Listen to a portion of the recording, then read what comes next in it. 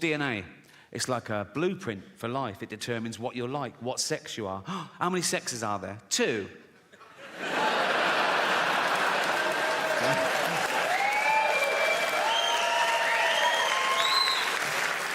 Also, that's where he keeps his testosterone, so he's fucking well hard, right? And if you take a finger and flick a testicle, he's fucked. He's absolutely fucked. He's thrown up, he's on the floor, he's out of the game, absolutely kippered. Why are you putting it on the outside? For a laugh, just for a laugh.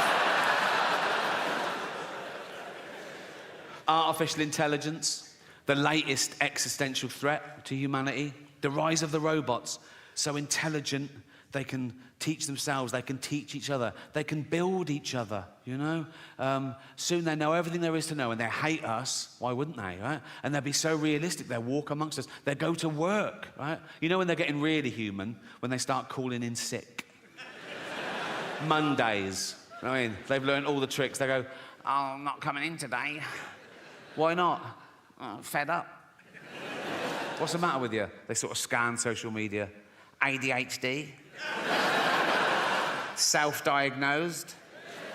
They'll be in HR all the time, won't they? Be like, Ryan in accounts is robophobic.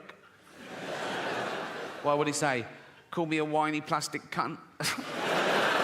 I think we should be allowed to insult robots when it's happened, you know, because we've made them to make our life easier, and that would get things off our chest, because it's bad enough, isn't it, with real people, you're getting in trouble, saying the wrong thing, people taking things the wrong way now, like, oh my God, oh, I made fat Linda cry today. Oh, what happened? I just shouted out to her, then I remembered we only call her that behind her back.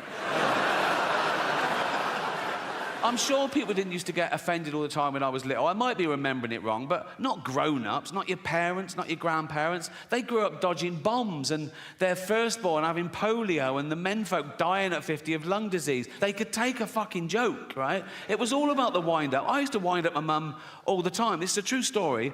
When I went off to university, after about a week, I phoned home. My mum answered. She went, "Hello?" I went, "It's Ricky." She went, "You all right?" I went, "Not really. I'm in hospital. I think I'm blind." She went, "What?" I went, "No, I'm only joking." Right?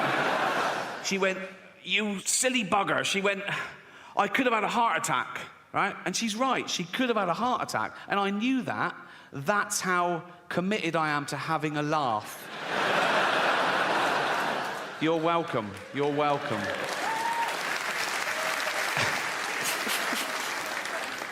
Space travel, the last-ditch attempt. When we fuck this planet completely, can we leave its dying husk and move to a new one and start again? I don't think so. Not in my lifetime. Probably not in yours. You know, it's like the closest one, the only one viable, is Mars, and that's 9 months away on a rocket. Right? It's got no atmosphere, an average temperature of minus 70 degrees. How's this for irony? Scientists are working out whether they can detonate nuclear warheads in the crust to release the frozen water to cause an atmosphere and get a little bit of global warming going. I mean, I don't know. It's only billionaires have got enough money to waste on exploration. There's nothing out there, you know. It's like, now you can do space tourism. Have you heard of that? You can pay $150,000. They shoot you into space for an hour, and you float around going, I'm in space. I mean, we're already in space. Earth is right in the fucking middle of space, right? It's the best bit of space there is. It's got car parks and cinemas. It's like there's nothing else to see. It's like living in London and going, I wonder what Coventry's like. You don't...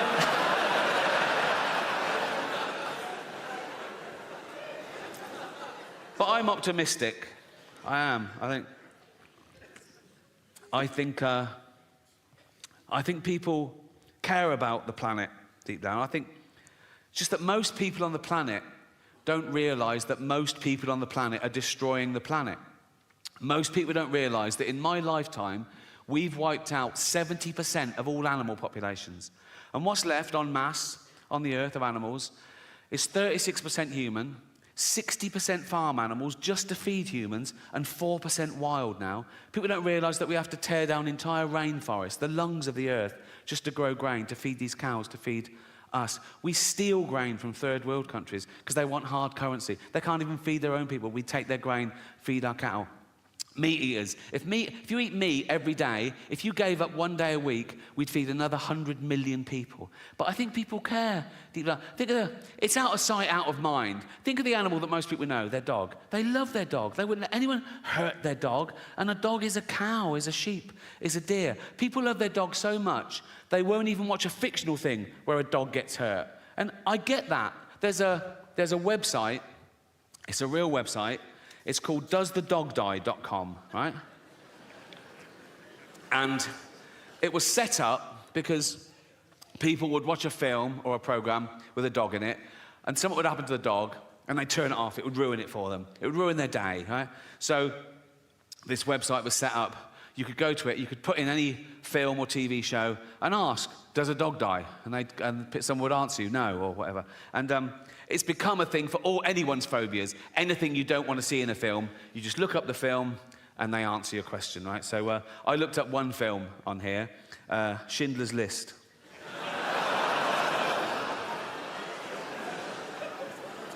Absolutely real. Schindler's List, doesthedogdie.com, right? First question, does a dog die? No. Does a cat die? No. Are any animals abused? Someone answers, there is a chicken that's handled roughly, but otherwise unharmed. Now, I love animals more than anyone I know, but if I was Jewish, I'd be slightly offended by this avenue of questioning. Imagine that in real life. Imagine someone says, oh, yeah, my grandparents were murdered by the Nazis. You go, oh, what happened? Oh, they were dragged from their house and sent to the gas chamber. Oh, was a chicken hurt? What? But as I say, it's become, you can ask any question about anything. Someone says, is there child abuse? Is teeth damaged? Is there a hanging? Does someone struggle to breathe? Yeah. Well, yeah, yes. Someone says, does someone fall downstairs? Who's scared of slapstick? It's like... Anyway, so this website was founded in 2010, so it's run about 13 years, right? And the later questions start reflecting the times we live in now, and they get more and more fragile and narcissistic. These questions were asked this year. Check it out, Schindler's List, right? Someone says, are there any fat jokes? Would that make this worse? Well, imagine the real thing. Imagine I'm in a concentration camp, right? I'm naked, everyone around me is naked. We've got a commandant herding us towards a gas chamber, and he goes, move it, fatty, right? And I go, rude.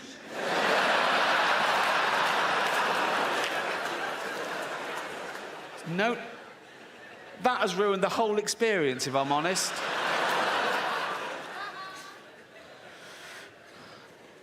Someone asks, is there hate speech? Yeah, there is. Suck it up, Buttercup.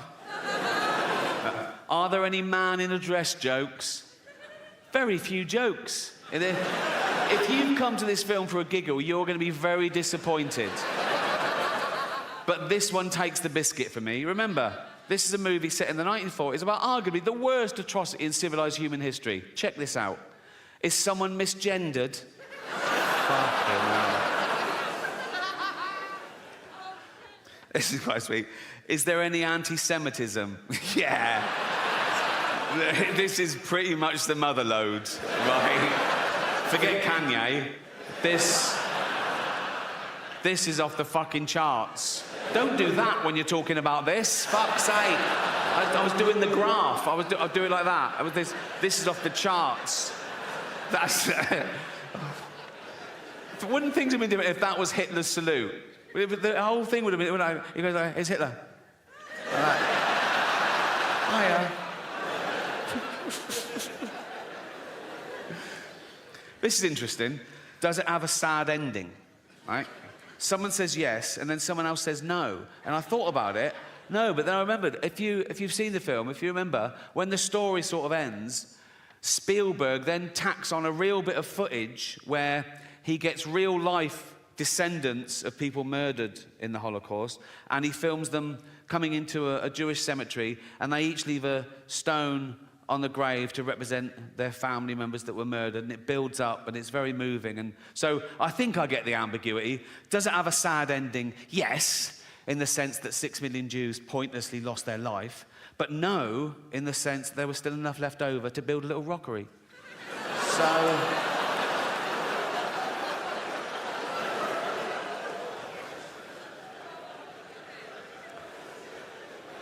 I asked one question myself on this. Is James Corden in it?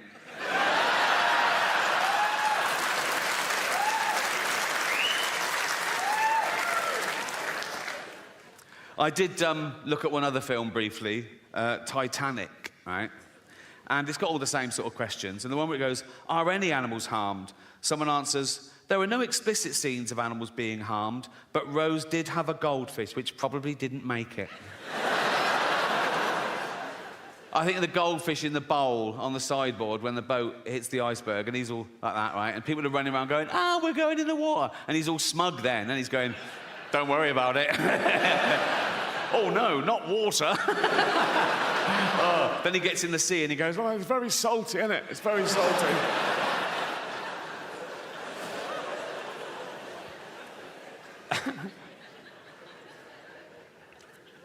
I'll leave you with a true story. It's still on the theme of does the dog die? When I was 7 years old, my mum took me to the cinema to see a film called Old Yeller. Beautiful film, yeah, made in the late 50s and sort of set in the Wild West on this homestead. And it's about a kid who adopts this little junkyard dog and he calls him Old Yeller and they grow up together. And it's a buddy movie. It's a love story between this kid and his dog. And eventually, when the dog's big and, you know, he protects this kid in the wild, he fights a cougar and a bear and a wolf or whatever. But towards the end of the film, the kid's about 13, maybe. It takes a dark turn. I remember the kid sort of looking at Old Yeller, who's locked in the barn, and the mother's suspicious, right? And she goes, is it Old Yeller all right? Yeah, he's fine, he's fine. But the kid knows that he's been bitten, right? And soon, Old Yeller starts foaming at the mouth and, getting aggressive. And the mother turns up with a gun, and the kid goes, no. And she goes, you know we've got to do it, boy. He goes, yeah, but he's my dog, I'll do it. And he shoots his own dog. And I was like in floods for like a year, right? Anyway, fast forward, right, a few years ago, I was on tour, I was on a train, and I get a text from Jane, and she says, oh, I'm finally watching Old Yeller. And I sent back, oh, enjoy, right? I didn't think, right? 20 minutes later, I get a text. Nothing happens to that dog, does it? Oh, I couldn't believe my fucking luck. I thought she knew, or... So I sent back, no, of course not. 1 hour later, I get a text, you cunt.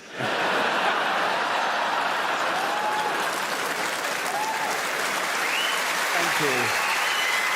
Thank you. Thank you. Thank you very much. Cheers. Thanks to everyone who bought a ticket. If you bought a platinum ticket, the money goes to an animal charity, and you've raised $2 million so far, so thank you so much. I even get a bit of stick about that on social media. There's always someone who goes, oh, why do you only speak up for animals? And I go, well, because they haven't got a voice of their own except parrots. And I think that's why we don't eat parrots. Everyone around the world eats every other type of bird, don't they? Everyone in the world eats fucking chickens and ducks and geese and turkeys and ostriches. No one eats parrots. Do you know why? If you go and try and eat a parrot, it goes, fuck off, you cunt.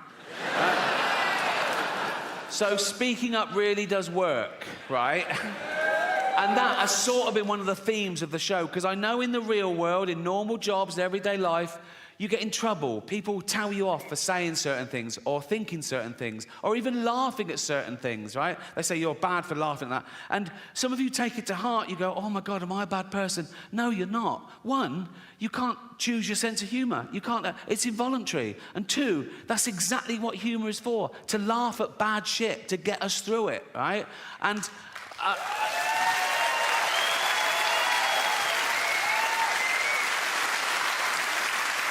And we've established you can't even choose your own thoughts. How often have you been on a train station and you've suddenly thought, what if I just pushed that bloke? And then you go, why have I thought that? Am I a psychopath? No, you're not. You're the opposite. You're a safe pair of hands. You're testing yourself. You're reminding yourself how terrible that would be. You're a good person, right? I don't get that one. what I get is I'm talking to a really sweet old lady and I suddenly start thinking, what if I just spat in her face now? Why would I...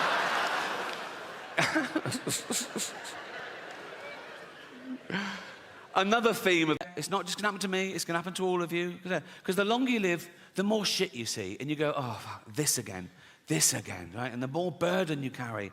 And the older you get, the weaker you get, so the burden gets heavier. And you go, oh, God, this again. And you can't die nowadays. You know what I mean? You go, oh, thank God, I'm dying. Oh, fuck, I'm back. You know what I mean? They can transplant every organ now. Whatever's got, transplant every organ. Not your brain. That wouldn't make sense. You are your brain. So that would be an everything else transplant, wouldn't it? But I'd sign up for that.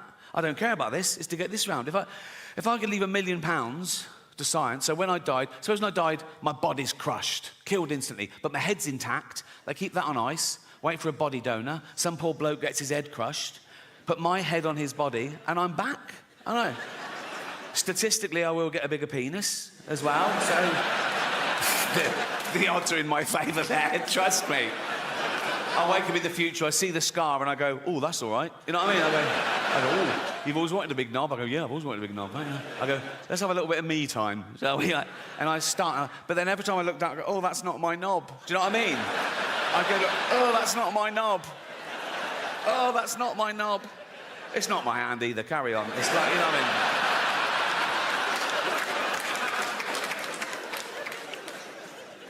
I was doing an interview a while ago. I don't think the journalist liked me. He asked me this question. I thought it was rude, right? So I gave a fake answer, right? He said, so what have you got planned for your funeral? And I went, I want to be fed to the lions at London Zoo. He went, really? I went, yeah. I want the zookeeper to take up my big, fat, dead, naked, bloated body in a wheelbarrow, right? Just dump it in the lion's den, doof, like that. Loads of tourists going, is that the bloke from The Office? Like that, right? And then 2 big lions come out and just start eating me. And lions, they start with the soft bits of the body to get inside to the rib cage. So they'd probably get a testicle each, wouldn't they? Because that'd be the easiest of it. By then, my testicles would be about a yard apart, so that'd be easy. They just start eating towards me. Like Lady and the Tramp, really romantic. So I said that as a joke, but he totally believed me. So much so that when he was writing up the article, he called London Zoo and asked them if that would be allowed, and they said, no, of course not, right? So when the article came out, the headline was, London Zoo refused Ricky's request to be fed to lions. Like I'm a fucking psychopath. My point is, you can't worry about what happens after you die. Don't live your life, let someone else worry about it. You're dead, you've done your bit, right? I know some people who really are stressed about what happens after they die, some religious people, and they believe in heaven and hell and all that. So now they're getting a bit, oh, have I been good enough? I mean, great, heaven's great, but hell, God, what if I go to hell? And I go, there's no hell. It's made up to frighten kids. Like, my favourite horror film of all time is still the original Exorcist, right? First time I saw it on VHS, right? I was blown away. I watched it again straight away. I loved it, right? And there's a bit in that that's meant to be the really poignant bit. And I laughed the first time I saw it because it was the idea of the devil being this crass and childish. You know the bit. So, the little girl's possessed by the devil, and they're doing an exorcism, and they're throwing holy water on it. She's hissing, right? They're going, the power of Christ compels you. The power of Christ compels you. And at one point, the devil makes the little girl turn her head round, and he makes her say, your mother sucks cocks in hell. Right? And the bloke, she said, he's devastated. He's like, because he's thinking, oh, no, that's the real devil. So he knows, so it's true, my poor mother sucking cocks in hell, right? If scientists actually found the devil, I was wrong. There isn't it. They found the devil, they tested him, it was peer-reviewed, it won the Nobel Prize for fucking everything, because it'd be the greatest discovery of all time, right? And I'd look at the science, I'd be mind-blown, but I'd go, well, you've got to follow the science. So, you know, yeah, I believe in the devil. I wouldn't even be belief, it would be knowledge. I'd want to meet him. If the devil actually existed, I'd want to see it for my... As long as I was safe, I don't know what makes you safe from the devil. But if he existed, we'd find out, wouldn't we? We'd, like, vampires live forever, but now we know a bit of garlic really fucks them up. So we discover something, like if you put a devil in a cage with a sprig of parsley on top, he's weak or something, right? And I'd meet the devil, right? And I go for an order, and I go, he'd be there. I go, are you the devil? He'd go, yeah, right? And then he tried to hurt my feelings. And that was his best shot. And he went, Rick, I go, what? He goes, your mother sucks cocks in hell. I go, I don't care. One, she's dead. Two, she was heterosexual. Three, she never had her teeth in towards the end. So, no. But it's hell. Think of all the terrible things that could be happening to her. Being raped by red-hot pokers, rats eating her eyes. My mum gets cock duty. Go on, girl. That has got to be one of the better jobs in hell. And it's like, terrible job on earth. I've never sucked a cock in my life. I never will. But if I died and I'm in hell, right, tortured for eternity, I'd see the first cock, I go, I'm on this. Not a problem. Not a problem. I'd be looking round seeing people skinned alive. I'd chow down. I'd be looking over the big man going, I'm doing a great job here, leave me on this. And then there's the devil with a clipboard looking a bit confused. No one's ever gone straight for the cock. But he goes, OK, carry on. I go, what if he then went, I mean, I did have you down for ironing. I go, fuck.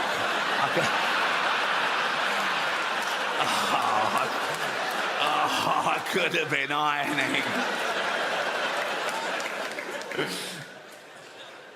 Who's getting their cock sucked in hell? That's what I would.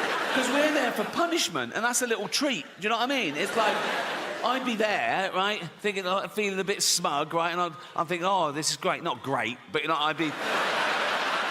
But the devil's a trickster, isn't he? One day I'd go, I wonder whose cock this is. And I look up, oh, it's fucking Hitler. I'm fucking sucking Hitler's cock. How is this all right to do this in public? Because if I followed one of you home tonight and I shouted through your letterbox, sucking fucking Hitler's cock in hell, you call the police. But you've paid to hear me say this shit. Fuck you that. Oh.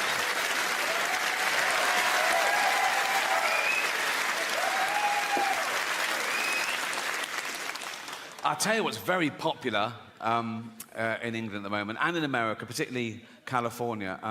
Mental illness. Oh, it's taken off. It's taken off a trip. When I was at school, you were either thick or clever, normal or mental, right? Now there's like 1,000 new mentals, right? And it used to be a stigma. They go, I'm not mental. Now people go, I'm mental. You know what I mean? They want to, I'm mental. It's like everyone I know in media is ADHD. They go, I'm ADHD. I'm ADHD. Yeah, so I'm ADHD. Take the test. Yeah, I took the test 5 times, passed it on the 5th. Oh, well done. Right? They go, and it's like, I'm writing a song about it, I'm writing a poem about it, I'm writing a book about it. Oh, well, yeah. And they brag about it. They put it in their CV and in their... it's got disorder. When did we start bragging about having a disorder? 20 years ago, you wouldn't have got given a business card and it said Ron Pike, anal warts. You know, just... keep it to yourself. No one cares. Right? I think the new pandemic amongst the youth is going to be fear and anxiety, because now we've had a whole generation who grew up with social media. Instant gratification doesn't build character. They're not socialised properly. They can't deal face-to-face with people because they're used to hiding behind an identity and an avatar, and now they've got teachers and parents enabling their mental illness as opposed to trying to snap them out of it. And now they fear the thing they once loved. They're worried about the internet and AI. Young people are really worried about artificial intelligence. And I say this about AI. If it starts becoming a burden, switch it off, right? Like we did Nan.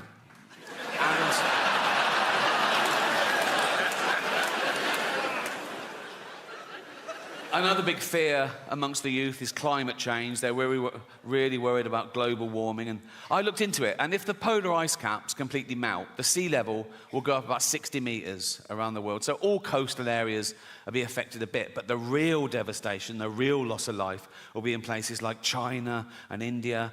So relax. It's fine. But we all suffer from a bit of mental illness. We're all on the spectrum, aren't we? We've all got a little bit of OCD or anxiety or whatever. Like I'm a hypochondriac, right? Every morning I wake up and I think, right, what's wrong? Like, I go, what's that? Is that wasn't there yesterday? What's that? And I Google it. I think, what? And I catastrophize as well. So I Google it And the first sort of like 5 or 6, I'm fine with. Like, it goes, it could be anxiety, yeah, could be lack of sleep, yeah, I didn't sleep. Could be lack of fibre, yeah, I'll have some more fibre. Could be lack of vitamin B, I'll get it. And then I just keep pushing me, like, it goes, could be cancer. I go, it's cancer, it's cancer. Like that. Once I came out of the bathroom and I went, Jane, I think I've got bowel cancer. She went, we had beetroot last night. I go, oh yeah, cheers.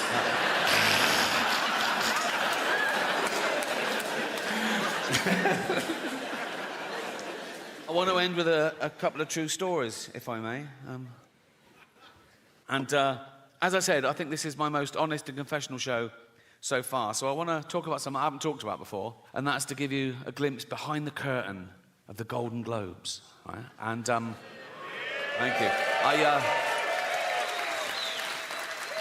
I last hosted the Golden Globes in 2020. It was the 5th time over a 10-year period, and I liked them more and more, and the last one was my favourite, because the world changed in that 10 years. You know, like the first time I hosted them in like 2010, the press of America, they hated me. Right?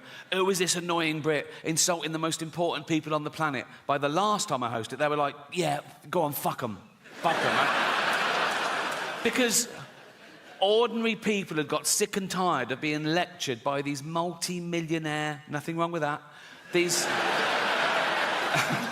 liberal elite entertainers telling them how to vote and how to recycle, when everyone knew they were getting free jet rides to Pedo Island. So it really hit the zeitgeist. But it was always the same deal. Whenever they said, do you want to host? I said, yeah, I'll host. I said, but I'm going to write all my own jokes, which was unheard of, apparently. I said, I'm going to write all my own jokes, and I'm not going to rehearse, so you can't hear the jokes beforehand, you can't cancel any. And they let me do that. I did have to show a lawyer the jokes about an hour before to make sure I hadn't broken any laws, and I never had, because I know the law. Sometimes the lawyer would go, are you sure you want to say that? Right? And I go, is it legal? They go, yep, technically. I go, let's do it. Right? I've never had a joke stopped by the Golden Globes. That says something about them, to be fair, right? So, anyway, thank you. This last time, they said, oh, you've got to see the lawyer the day before now. I went, OK, great. So I was driven to the Beverly Hills Centre, and they're all setting up, right? And the photos of the A-listers are all in their chairs. I go, oh, there's Brad, there's Leo, there's Bob, oh, this one. And this big guard showed me to this room, and he opened the door, and he shut it behind me. And I looked, and there were suddenly 10 lawyers in suits. It was usually like this middle-aged woman in a jumper, right? And I thought, what the fuck's happened? I think, oh, is it because it's my last time and they're just making sure I don't say anything? Right? And they were there, and I went, hi. They went, hi. I said, should I do the monologue? They went, please. Tough crowd, right? So I had the monologue, right, and I was sort of going through. It was like 7 or 8 minutes long. So I was doing the jokes, and after each joke, I sort of looked up, and they were sort of going, making notes like that. A couple of the younger ones were going like that, right? And I got to the end, and I went, that's it. And they went, good. I went, oh, great. I went, yeah. And then the head lawyer, he was about 60 years old, he had like white hair. He went, oh, yes, there was one thing. Now, I did this joke, I don't know if you remember. It went, the world got to see James Corden as a fat pussy. He was also in the movie Cats, but no one saw that. And it goes on, at one point I go, but Dame Judi Dench said it was the role she was born to play, because she loves nothing better than plonking herself down on the carpet, lifting her back leg, and licking her own minge. Right? So, this lawyer went, he said, this is all true, by the way. He went, when you say James Corden is a fat pussy, that's just referring to his role in Cats, right? I went, yeah. Yeah, definitely. Nah.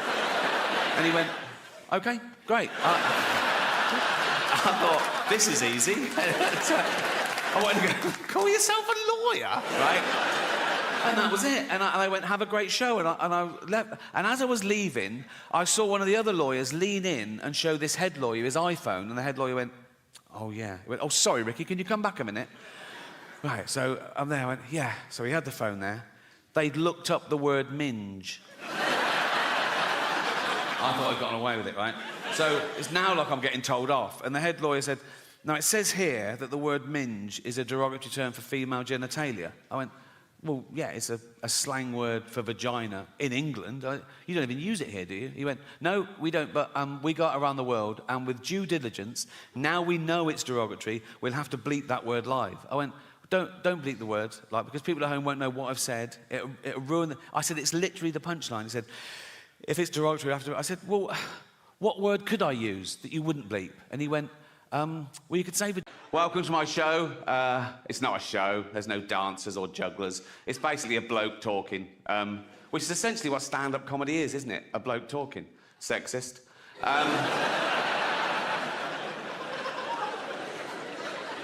What about all the funny female comedians? Like, No. Right. No. I'm not doing that. OK, right. That was irony, OK? There's going to be a bit of that throughout the show. See if you can spot it, OK? Now, that's when I say something I don't really mean for comic effect, and you as an audience, you laugh at the wrong thing because you know what the right thing is. It's a way of satirising attitudes. Like that first joke, I used the old-fashioned sexist trope that women aren't funny. Now, in real life, I know there are loads of funny women. Like, I did it again. Well spotted. Good. No, but there are. Dame Edna Everage. She's...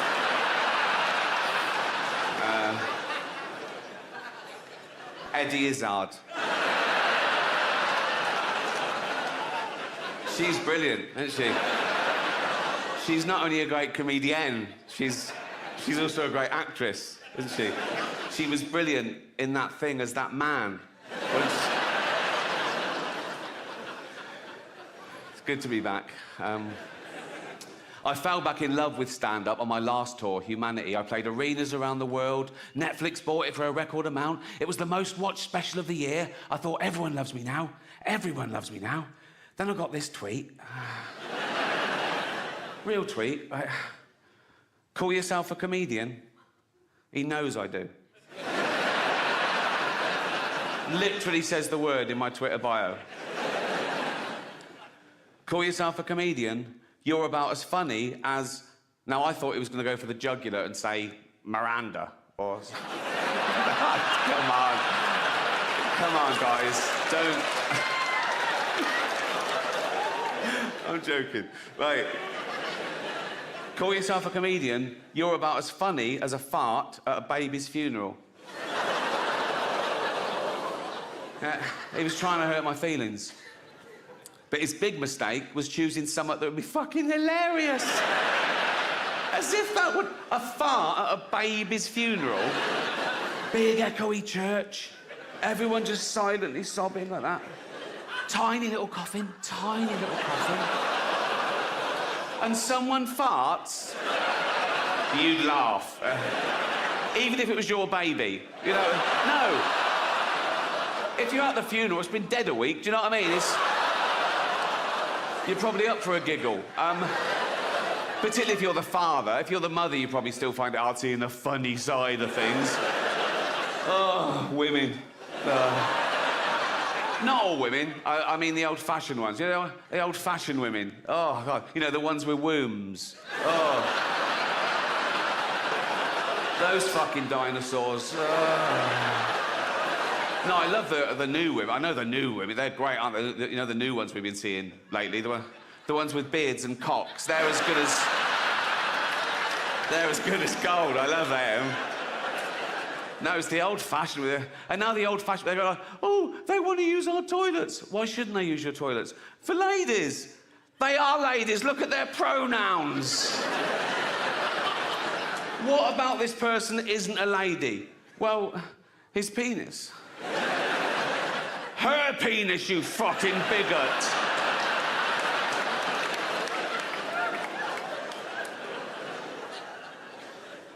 What if he rapes me? What if she rapes you? You fucking turf whore.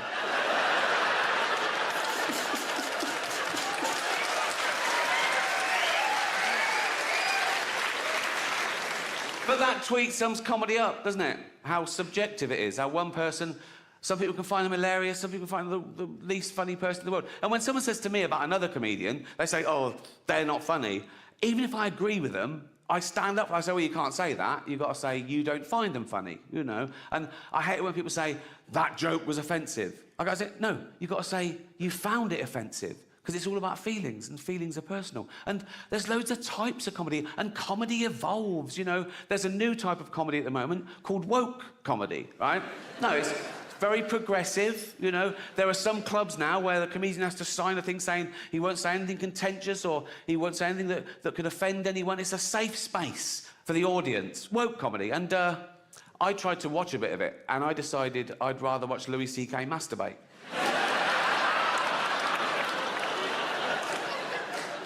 Can't mention him anymore. He's cancelled. Not enough to apologise and move on. You've got to... Like poor Kevin Hart. See, Kevin Hart, he got the job hosting the Oscars. It was his best day ever. He was on Twitter going, oh, I've wanted to do this all my life, right? And then someone found these 10-year-old tweets, right? That they were sort of childish, sort of shitty, homophobic tweets. It was about his son. He was mucking around. He said, oh, my son's doing so-and-so. I hope he's not gay. There was a massive backlash. He went, oh, sorry, I'm not homophobic, really sorry. He deleted them, right, and said, I'm really sorry. 10 years later, someone finds a screen grab and goes, look, he's done this. Oh, big thing. The Oscars go, oh, you got to apologise again. He went, no, I've apologised. I can't keep apologising. And he's right. If there's no value to saying sorry and evolving, he might as well just tweet him again. Right? That's how I deal with shit, anyway. But if you're the type of person to revel in someone getting cancelled for something they said 10 years ago, you're just ensuring that one day you'll be cancelled for something you said today. You can't predict what will be offensive in the future. You don't know who the dominant mob will be. You know, like, the worst thing you can say today, get you cancelled on Twitter, death threats, whatever, the worst thing you can say today is, women don't have penises, right? Now, no one saw that coming. There are no 10-year-old tweets of people saying...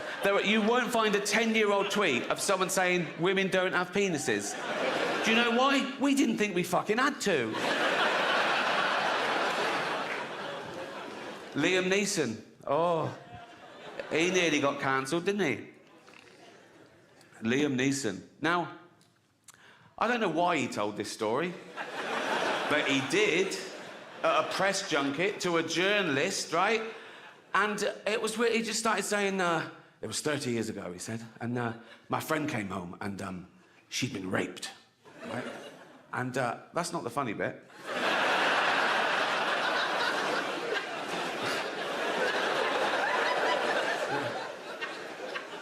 He said, she'd been raped. I said, what did the guy look like? He said he was a black guy. He said, so I got my cosh and I went out looking for the first black guy. He said, nothing happened. I came to my senses, right? But the weird thing about that story is, who has a cosh? Who has it?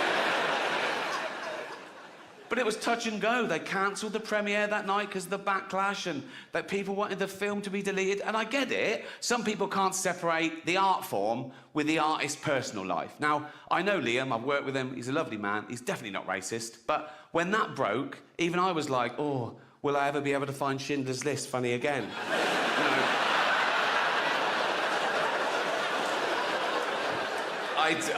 I do still find it funny, obviously. But now there's so much outrage and we hear about it and it's taken seriously, you know. There's Oxbridge comedians writing for the posh papers, telling you the rules of comedy. They're laying it down, laying down the law, right? And it's all stuff like, comedy should punch up. You should never punch down. You should never punch down. Sometimes you've got to punch down, like if you're beating up a disabled toddler. You know what I mean? If you punch up, you'll miss the little cunt and he'll win, you know. I like that joke because it highlights the difference between metaphorical punching down in jokes and actual punching down. But people nowadays want you to believe that words are actual violence, right? Now, you laughed at a joke about beating up a disabled toddler. No one got hurt. If I'd have actually dragged out a disabled toddler and started beating him up, you wouldn't laugh, right? That's why I dropped that bit. But these people are virtue signalling. They're trying to bring people down to raise their own status. And they say it's because, no, we're protecting minorities. Like, they're basically saying minorities haven't got a sense of humour, which is so patronising. And I get that as well, to what it's like to be outnumbered. In this country, we're still only 5% black, 5% Asian, 5% LGBTQ, you know, tiny numbers. Now, I'm a white, heterosexual multi-millionaire, right?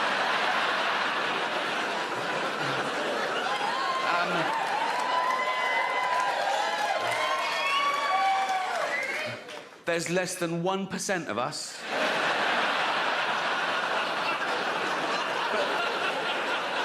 Do I whine? No. Do I don't mind. I just get on with it. Come on, Rick. Come on, Rick. Just keep I'm like Rosa Parks. Do you know what I mean? I'm like... Except I fought for the right to never have to take a seat on a bus. But...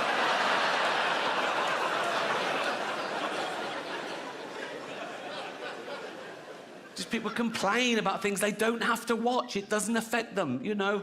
And again, everyone's got the right to be offended and complain, but they've got to know that we're not trying to offend. That's not our aim. You know, we're trying to make you laugh. We're trying to give you a good time. And, you know, here's the deal, right? So I riff. If I say something tonight that's so offensive, so off that you've never heard anything so fucking off the charts in your life, right? Don't make a scene. Go to the box office after the show. They can't give you money back straight away, but there's a form you fill out with the complaint, and I take those away and I shit on them. So that's the rules of comedy.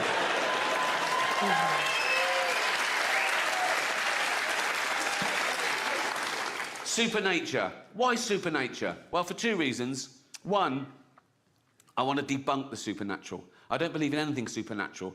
I believe that anything that exists is by definition part of nature and is explainable. If not now, then eventually. Also, supernature, because nature is super enough, you know?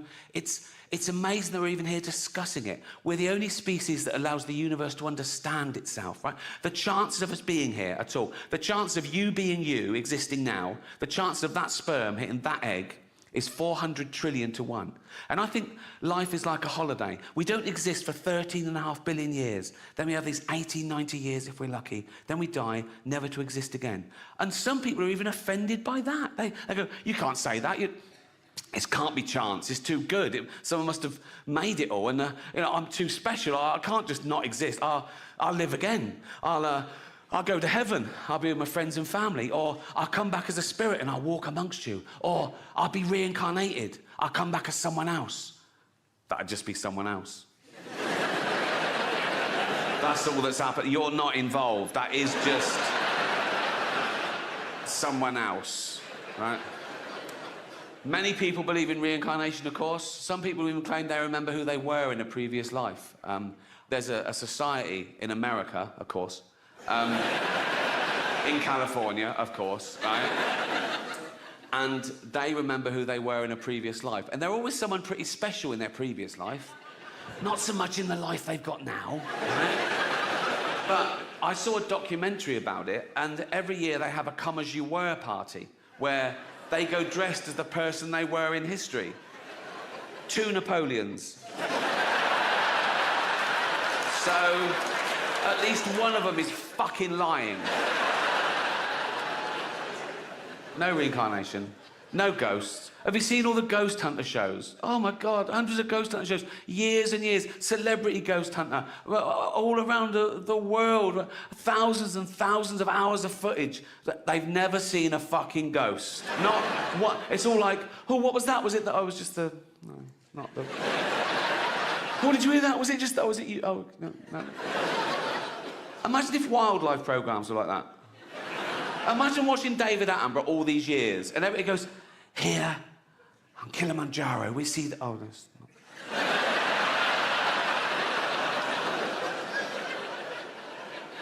And by the banks of the Limpopo, the elusive... Oh, that's not... You'd stop watching the cunt. I've never seen a ghost. The pedo hunter shows, on the other hand, there's usually a couple in the crew just in case, you know what I mean? Particularly if it's a BBC production. Oh, shut up.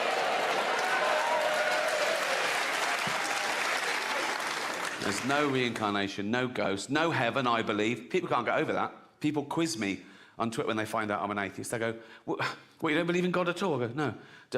Do you pray? I go, no. They go, why don't you pray just in case there's a God? And I say, why do you put garlic over your door just in case there's a Dracula, right? And I've got no problem with praying, you know. I know loads of nice Christians and Muslims and Jews, and if one of my family is very ill, they always say, oh, I'll pray for them. And I always say, oh, thanks very much, because it's a nice gesture. If they said, oh, we also cancelled the chemotherapy, I go, don't do that, don't do that. Pray, fill your boots, son, but let's do the praying and the chemotherapy, shall we? My last special only dropped on Netflix the Christmas before last, and in that special, I talked about the previous special going to #1 because of all the complaints. And the silly cunts did it again. When will they learn? It's like, honestly, it's like, ban it from the #1 everywhere. My name, like, trended for 3 days that Christmas. I wasn't the only comedian who trended that Christmas. Do you know the comedian Rosie Jones? She's got cerebral palsy, and she was on a TV quiz show, and the trolls came out on Twitter. Going, she's not funny. People saying, you're only saying that because she's disabled. You're only defending her because she's disabled. Sort of back and forth, right? But that wasn't her biggest controversy of the year. This is a true story. Earlier that year, Rosie Jones made a documentary for Channel 4 about her condition, her plight, some of the trolling she gets, some of the insults she gets called, right? And she provocatively called the documentary, Am I a Retard? Yeah, great. Power to her, right? Now, the people who complained were disability campaigners. They had a go at her. They went, you can't use that word. She went, what? Why? I said, because you're physically disabled. That's a derogatory term for people with mental disabilities. If you want to use a derogatory term, you should use one that describes your particular condition. So basically, Rosie Jones said, am I a retard? And disability campaigners said, no, you're a spastic. That's harsh, isn't it? I mean, it's context. She was using it to empower people. She was called that. She didn't go, no, that's not me. She sort of embraced it and, you know, reclaimed the word. So disability campaigners are saying, no, you've got to be very specific, right? Only people who are actually retarded can use the word retard, right? But who's going to tell them? You know what I mean? Who's going to... You're not going to go into a room and there's Bubba sort of lying on the floor, crying in, right? And you go, all right, Bubba. He goes, yeah. Oh, no. Don't. It's a tightrope. He goes, yeah. You go, you know you can say retard. Why? Think, you thick cunt. Just think.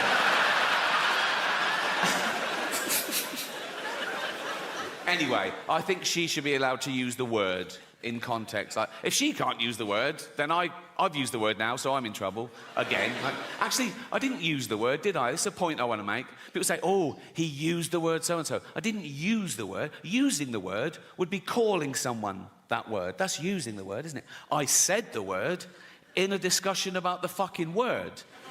That should be allowed, shouldn't it, amongst adults? And if there's one thing we should all agree on, whatever side of the political fence you're on, we should all agree that free speech is still a really good thing. It always has been.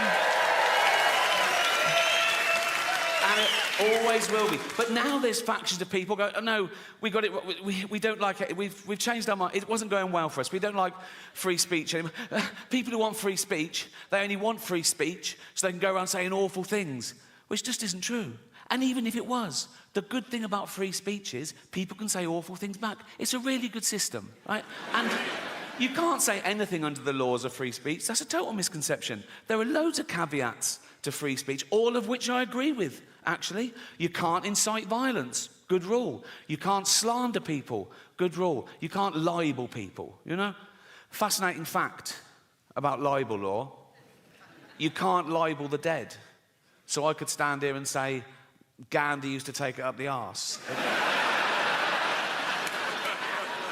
If I wanted. Which I do.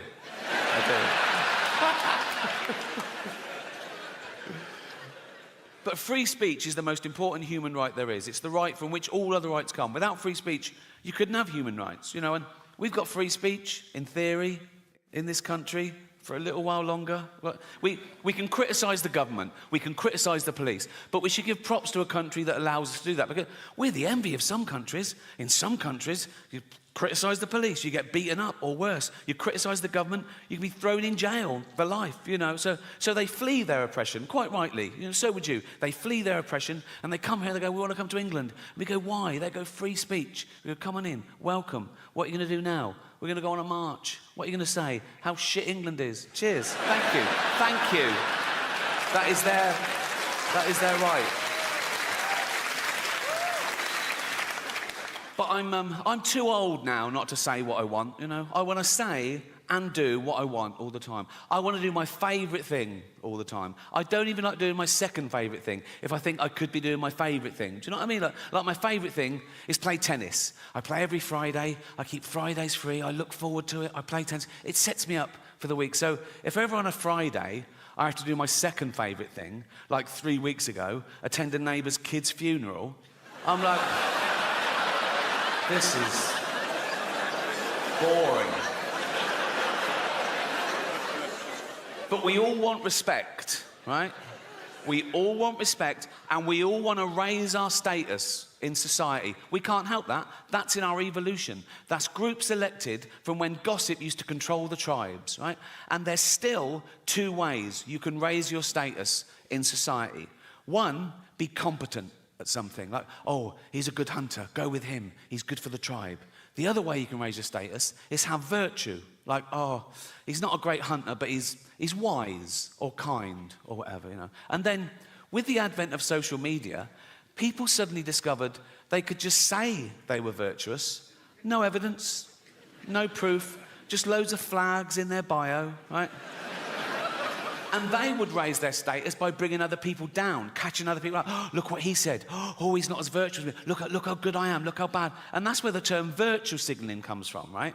And I hate it when they bring their kids into it. You can believe what you want, have opinions what you want, vote how you want, but go on a march, great. But when I see a 5-year-old holding a placard, he doesn't know what that says. That's the adult, you know. Like I saw someone tweet this once. Someone tweeted, my 4-year-old just looked up at me and said, Mummy, why does Rishi Sunak hate poor people?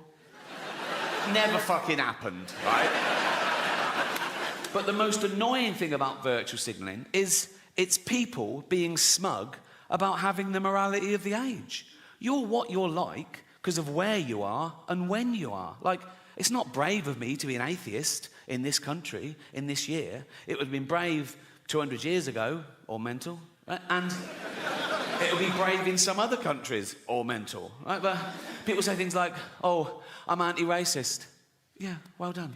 We all are. We know that's the way to be now, but it wouldn't have always been. Well, if you'd have been born in a different place or time, maybe you wouldn't. They go, no, I'd been anti-racist whenever I was born. Well, people say things like, they go, oh yeah, I'd have definitely hidden Anne Frank. Would you? Would you? Anne Frank comes to your door in the war, right? You open it, right? There's Nazis everywhere, right? She goes, can I hide in here? You go, what up? Just face-palmed Anne Frank, like that. Whoa, wait. What happens if they find you? They murder me and you. Go next door. They've got a lovely big attic, they've got a typewriter, you're gonna...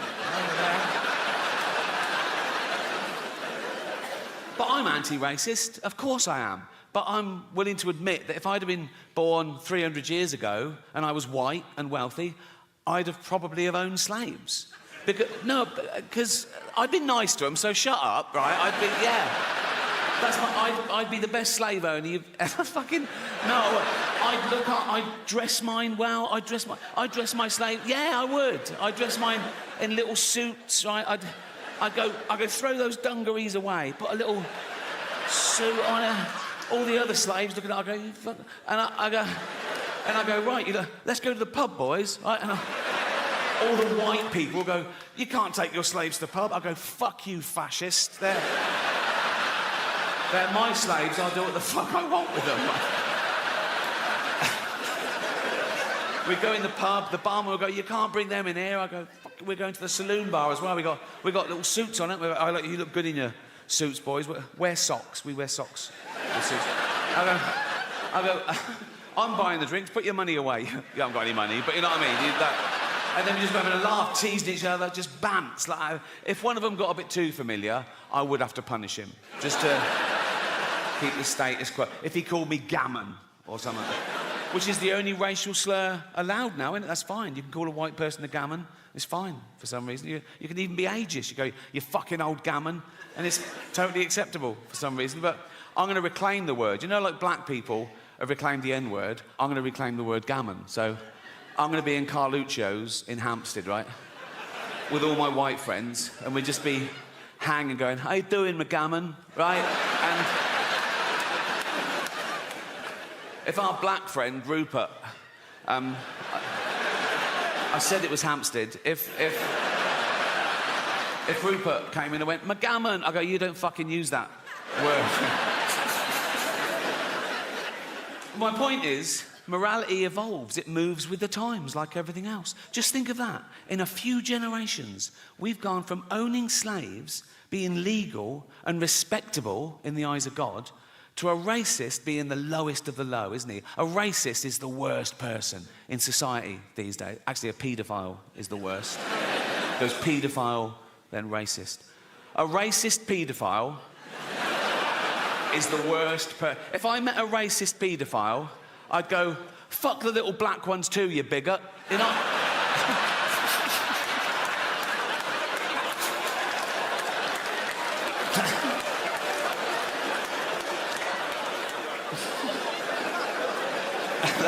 That's fine, it's fine. They won't cancel me for that. I mean, they've been trying to cancel me for about 15 years, and they've always failed. And often the people trying to cancel me have been other comedians writing for the posh papers, doing that thing they always say, he's punching down. Well, comedy should punch up. We only punch up. We punch up. Their idea of punching up, they have a go at Boris Johnson. How the fuck is that punching up? You know, the cunt is learning disabled. He's like this fucking waterlogged Gary Busey, fucking albino Eggman thing. He can't string a sentence together. Have you heard him talk? He's like, he's a fucking moron. I punch up. I have a go at people like, I don't know, Stephen Hawking, right? Yes, the greatest brain that's ever lived. He can take it. And he wouldn't even have minded when he was alive, because he's part robot, isn't he? I think he's basically a talking chair, so you can say what you want. And he was on Epstein's Island, apparently, so fuck him. I don't... What was he doing there? Why do I want to go? Why? Why? You're not just there doing fuck. I would go, what? I know pedos who'd kill for a ticket to that. And he's just taking up a space. It's probably DEI or something. And they go, we need one. Like, I'll go, what are you doing here, Steve? He go, I'm thinking weird shit. Fuck off.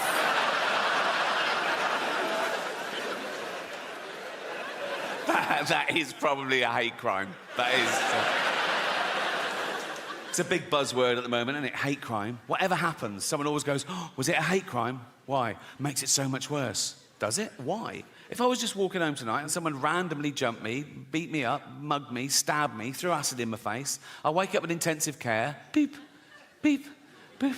I open my eyes through the bandages. There's a policeman. He goes, Miss Gervais? I go, yeah. He goes, we just want to let you know it wasn't a hate crime. I go, oh, thank God for that. Pretty hateful, isn't it? But no, a hate crime is something that's based on your race, disability, sexuality. So a guy with a gun, he wants to kill someone at random. He sees a crowd. He goes, eeny, meeny, miny, mo, bang, kill someone dead. He goes to court. The judge goes, why did you kill that person? He goes, no reason. The judge goes, so you're not a bigot? He goes, oh, no. The judge goes, ah. 10 years. Right? Some other guy's got a gun. He goes, I fucking hate dwarves. Right? He sees a little dwarf. He takes aim, bang, kills the dwarf dead. Right? He goes to court. The judge goes, why did you kill that dwarf? He goes, because I hate the little cunts. Right? The judge goes, you're a bigot. 20 years. Now, he shouldn't get more for shooting a dwarf. If anything, it's a harder shot. Isn't it? If I was that that judge. I go, what, you shot a dwarf at 100 metres, yeah? Fucking props, that is 5 years in the army. Get him in the army. I feel bad about that joke because I was reading about the tough time dwarves have had through history. Like, in medieval times, they used to torture them and kill them. They used to put them in barrels with spikes and roll them down the hill for a laugh, right? And then in Victorian times, they'd stick them in the circus and make them do dangerous fucking things. And then as late as the 1980s, right, I remember colleges used to have events like dwarf throwing, where they were like darts on a thing and...